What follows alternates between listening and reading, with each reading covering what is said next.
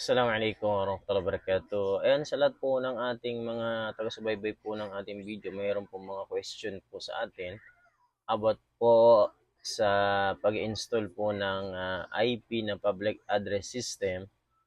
So sa ating mga video, may mga tanong po kasi dun eh. Ayan. So paano daw po pinapagana ang IP na public address? Kasi sila ay first time na makakita ng ganun na IP, public address system. Ang kanilang ginagawa lamang ay yung analog amplifier, lalagyan ng amplifier tapos speaker na. So dito ay computerized na. So ito po yung video na-upload po natin sa YouTube at sa Facebook po natin. So marami pong nagtatanong sa atin. Ayan po. So yan, computer set po yan. At yung kasunod po niya, yan po yung mga speaker. Ito. So yan po, yung mga horn speaker po natin na 25 watts.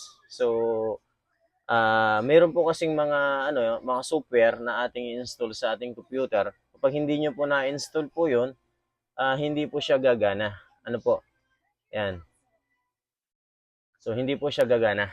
So papakita po natin dito sa ating video yung mga software na kailangan po natin i-install sa ating computer.